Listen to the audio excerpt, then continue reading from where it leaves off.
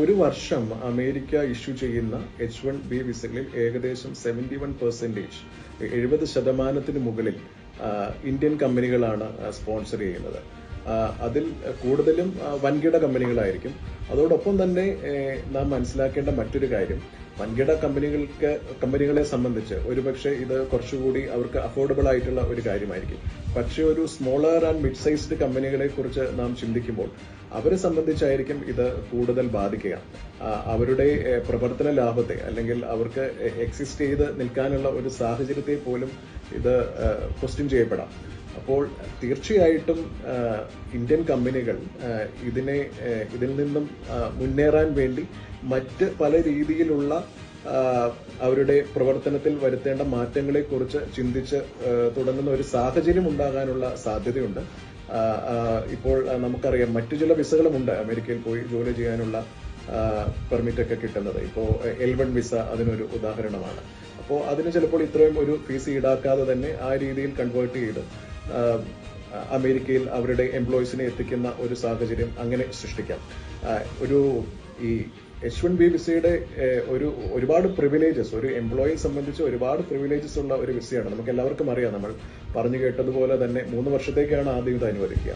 പിന്നീട് അത് 6 വർഷത്തോളം നമുക്ക് നീട്ടിയെടുക്കാം. അതുകൂടാതെ ഗ്രീൻ കാർഡ് നമുക്ക് മറ്റൊരു കമ്പനിയിലേക്ക് നമുക്ക് ഷിഫ്റ്റ് ചെയ്യാനുള്ള സൗകര്യം, ഇങ്ങനെ ഒരു തൊഴിൽ അന്വേഷകനെ സംബന്ധിച്ച് വളരെയേറെ അനുകൂല സാഹചര്യങ്ങളുള്ള ഒരു വിസയാണിത്.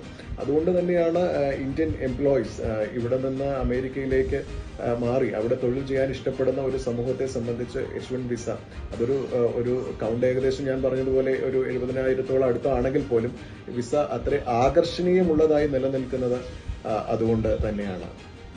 ഈ കോർപ്പറേറ്റുകൾ നേരിടുന്ന മറ്റൊരു പ്രശ്നം, ഈ ട്രംപിന്റെ പല തീരുമാനങ്ങളും വളരെ പെട്ടെന്നാണ്. നമുക്ക് ഈ ഒരു H1B വിസയുമായി ബന്ധപ്പെട്ട സാഹചര്യം നോക്കിയാൽ അറിയാം. അദ്ദേഹം 2 ദിവസം തന്നെ പ്രഖ്യാപിക്കുന്നു, തൊട്ടടുത്ത ദിവസം തന്നെ അത് പ്രാബല്യത്തിലേക്ക് വരുത്തുകയാണ്. അപ്പോൾ അവിടെ പ്രവർത്തിക്കുന്ന കമ്പനികളെ സംബന്ധിച്ച് ഇതുമായി ബന്ധപ്പെട്ട് എടുക്കേണ്ട മാറ്റങ്ങൾ അല്ലെങ്കിൽ അവർക്ക് പല തീരുമാനങ്ങളും എടുക്കേണ്ടി വരും. കാരണം കമ്പനി ഓപ്പറേഷൻസ് അതിനെല്ലാം വളരെ ബാധിക്കുന്നതാണ് ഈ കാര്യങ്ങളെല്ലാം. അപ്പൊ അതിനുള്ള ഒരു സാഹചര്യം പോലും ഇല്ലാത്ത രീതിയിലാണ് ട്രംപിന്റെ നയങ്ങൾ അല്ലെങ്കിൽ തീരുമാനങ്ങൾ പ്രഖ്യാപിക്കപ്പെടുന്നത്. ഇത് വലിയ ഒരു അൺസർട്ടനിറ്റി, ഒരു ഓപ്പറേഷണൽ ഒരു ഡിഫിക്കൽട്ടീസ് കമ്പനികൾക്കും മറ്റ് രാജ്യങ്ങൾക്കും എല്ലാം അദ്ദേഹത്തിന്റെ തീരുമാനങ്ങൾ സൃഷ്ടിക്കുന്നുണ്ട്.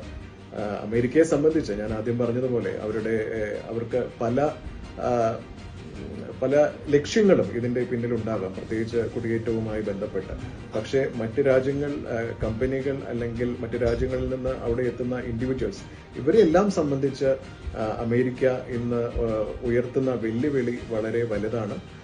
ഒരുപക്ഷെ നമുക്ക് അടുത്ത ദിവസങ്ങളിൽ അദ്ദേഹത്തിന്റെ പല തീരുമാനങ്ങളും വളരെ ആകാംക്ഷയോടെയാണ് തൊഴിൽ സമൂഹവും മറ്റു രാജ്യങ്ങളും എല്ലാം നോക്കിക്കാണുന്നത്.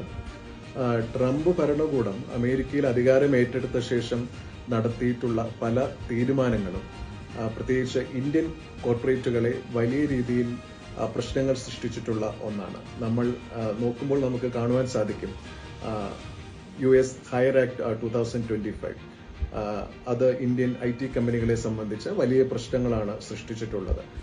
അതോടൊപ്പം താരിഫ് നയങ്ങളിൽ അദ്ദേഹം വരുത്തിയ മാറ്റങ്ങൾ അതും കോർപ്പറേറ്റുകളെ വലിയ രീതിയിൽ ബാധിക്കുന്ന ഒന്നാണ്. H1B വിസയുമായി ബന്ധപ്പെട്ട് ഇപ്പോൾ അദ്ദേഹം എടുത്തിട്ടുള്ള തീരുമാനങ്ങൾ നമുക്ക് നോക്കിയാൽ കാണാൻ സാധിക്കും. അത് കോർപ്പറേറ്റുകളെ മാത്രമല്ല, അതിനപ്പുറം ഇൻഡിവിജ്വൽസിനും ഇതിന്റെ പ്രശ്നങ്ങൾ നേരിട്ട് ബാധിക്കുന്നതാണ്. നമ്മൾ ഇതിന്റെ ഒരു ഫിനാൻഷ്യൽ ഇമ്പാക്ട് എടുക്കുകയാണെങ്കിൽ ഏകദേശം 70,000 മുതൽ 75,000 വരെ പുതിയ H1B വിസകളാണ് അമേരിക്ക ഒരു വർഷം പുതുതായി കൊടുക്കുന്നത്. അപ്പോൾ അതിൽ തന്നെ ഈ ഫിനാൻഷ്യൽ ഇയർ 2025 നാം നോക്കുമ്പോൾ 13,000-ഓളം വിസകൾ ഇതുവരെ ഇന്ത്യൻ കമ്പനികൾ അപ്ലൈ ചെയ്തിട്ടുണ്ട്. TCS ഏകദേശം 5,500-ഓളമാണ് അവർ പുതുതായി എടുത്ത H1B വിസകൾ.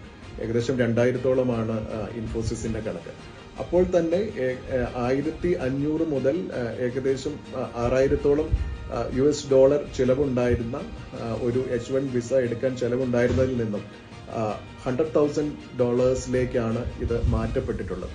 ഒരു വലിയ ഡിഫറൻസ് ആണ് ഉണ്ടായിട്ടുള്ളത്. അപ്പോൾ ഇത്രയേറെ വിസകൾ അപ്ലൈ ചെയ്യുന്ന കമ്പനികളെ സംബന്ധിച്ച് ഇതുമൂലം ഉണ്ടാകുന്ന പ്രവർത്തന ചെലവ് വളരെ വലുതാണ്. തീർച്ചയായിട്ടും അവരുടെ ലാഭത്തെയും അത് ബാധിക്കുമെന്നുള്ളത് ഉറപ്പാണ്. അതുകൂടാതെ ഇതുപോലെ ഇതുമായി ബന്ധപ്പെട്ട പ്രശ്നങ്ങൾ ഉണ്ടാകുന്ന കമ്പനികളുടെ സ്റ്റോക്ക് മാർക്കറ്റിൽ പോലും കഴിഞ്ഞ ദിവസം ഉണ്ടായിട്ടുള്ള ഇടിവ് ഇതിന്റെ ഒരു സൂചന മാത്രമാണ്. ഇതുകൂടാതെ ഇത് ഒരു ഇൻഡിവിജ്വൽസിനെ സംബന്ധിച്ച് ഉണ്ടാക്കുന്ന പ്രശ്നങ്ങളും നാം നേരിൽ കാണണം.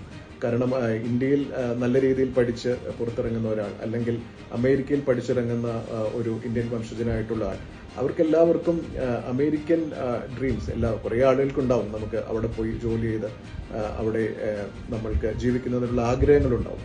അപ്പോൾ അങ്ങനെയുള്ളവരെ സംബന്ധിച്ചും ഈ വിസയുമായി ബന്ധപ്പെട്ടിട്ടുണ്ടായിട്ടുള്ള പ്രശ്നങ്ങൾ അവരെയും ബുദ്ധിമുട്ടിലാക്കും. കാരണം ഹൈ സ്കിൽഡ് ആയിട്ടുള്ള എംപ്ലോയീസിനാണ് ഈ വിസ അനുവദിക്കപ്പെടുന്നത്.